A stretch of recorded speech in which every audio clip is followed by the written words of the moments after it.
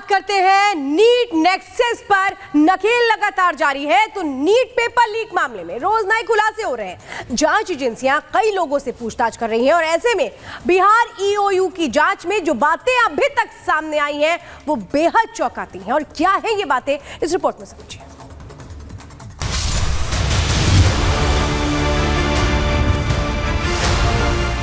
NEET paper leak को लेकर जांच एजेंसियां एक्शन मोड में हैं। राज्य दर राज्य छापेमारी कर लोगों से पूछताछ की जा रही है। जिन जिन लोगों के नाम सामने आ रहे हैं उन पर शिकंजा कसा जा रहा है। बिहार, झारखंड, महाराष्ट्र, गुजरात, हरियाणा समेत देश के कई राज्यों में पेपर लीक से जुड़े तार ढूंढे जा रहे हैं। बिहार से शुरू हुई पेपर लीक जांच में सबसे पहले सिकंदर, आकाश और नीतीश का कबूलनामा सामने आया, जिसके बाद ये साफ हुआ कि कैसे इस पूरे पेपर लीक की सेटिंग की गई, कैसे बच्चों को पेपर रटवाया गया और कैसे बच्चे सिकंदर की मदद से आकाश और नीतीश तक पहुंचे। लेकिन अब ईओयू की जांच में और भी बड़ा खुलासा हुआ है। जांच में सामने आया कि परीक्षा से करीब 48 घंटे पहले पेपर लीक हुआ। जिन कैंडिडेट ने पैसा दिया उन्हें एक रात पहले पेपर मुहैया कराया गया। पूरे पेपर लीक कांड को एक संगठित तरीके से अंजाम दिया गया। यही वजह है कि पेपर पेन इंडिया लीक नहीं हो पाया। ईओयू की जांच रिपोर्ट से पेपर लीक की टाइमिंग तो पता चल गई, लेकिन यह भी सामने आ गया कि इस पूरे खेल में शामिल सभी किरदार कितने शातिर थे। ईओयू की जांच रिपोर्ट के मुताबिक सभी कैंडिडेट को लीक क्वेश्चन पेपर का लिमिटेड एक्सेस दिया गया। जिन कैंडिडेट ने कम पैसे दिए उन्हें लीक क्वेश्चन पेपर का थोड़ा हिस्सा ही दिया गया।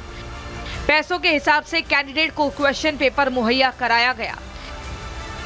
जांच में सामने आई बातों से साफ है कि जो कैंडिडेट इस पूरे खेल में शामिल थे उनके साथ ही खेल हो रहा था।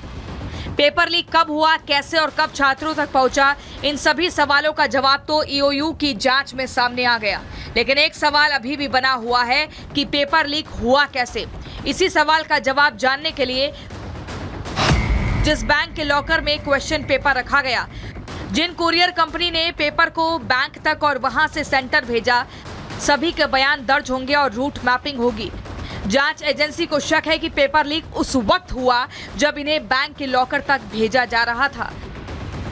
इतना ही नहीं, गिरफ्तार कैंडिडेट के घर से मिले हुए क्वेश्चन पेपर को एनटीए के रेफरेंस क्वेश्चन पेपर से मैच किया जा रहा है, जिससे जल्द ही इस पूरे खेल से पर्दा उठ सके।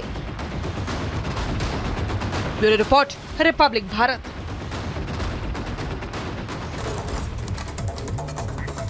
पेपर लीक मामले में कार्रवाई लगातार जारी है, लेकिन एक सवाल जस का तस बना हुआ है कि आखिर पेपर लीक कहां से हुआ और कैसे हुआ। इसी कड़ी में ओएसिस स्कूल के प्रिंसिपल ने एक बड़ा चौंकाने वाला खुलासा किया है। आखिर क्या कहा है, इस रिपोर्ट में देखिए।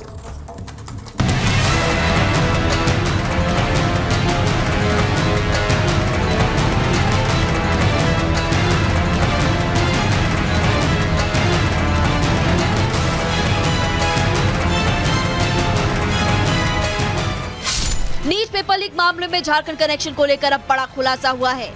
हजारीबाग के ओएसिस स्कूल से पेपर लीक नहीं हुआ, ऐसा दावा किया जा रहा है कि ओएसिस स्कूल के प्रिंसिपल और एग्जामिनेशन के सिटी कोऑर्डिनेटर एहसान उल हक ने बिहार में ईओयू की जांच के बाद नीट पेपर लीक मामले में झारखंड कनेक्शन सामने आया था।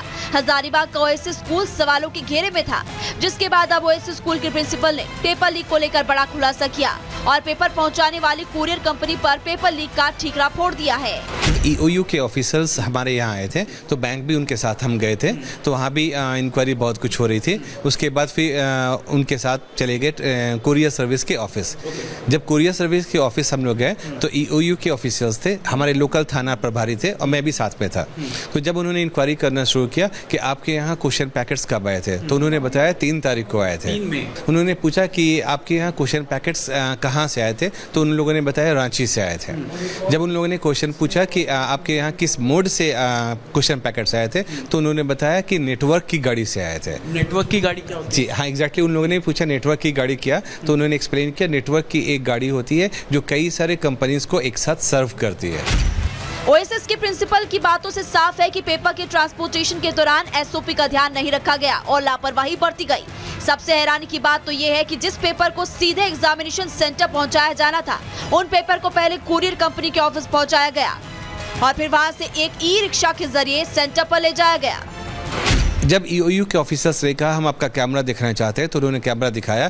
कैमरा में दिखाया गया कि गाड़ी आई और उसे डंप कर दिया उस कुरियर ऑफिस के गेट पे ही। वो गाड़ी आपने भी देखी होगी? नहीं, वो आधा शटर लगा हुआ था। जिस दिन आया था आधा शटर लगा हुआ था और 2 लोग अंदर में बैठे हुए थे, तो गाड़ी दिख नहीं रही है। हाँ, कुछ लोग आ रहे हैं जा रहे हैं वो दिख रही है और क्वेश्चन पैकेट्स तो दिख रही थी। कि जब ईओयू के ऑफिसर्स ने पूछा कि यहाँ से कुरियर के ऑफिस से आपने बैंक कैसे ट्रांसपोर्ट किया क्वेश्चन पैकेट्स को, तो उन लोगों ने कहा ई रिक्शा से।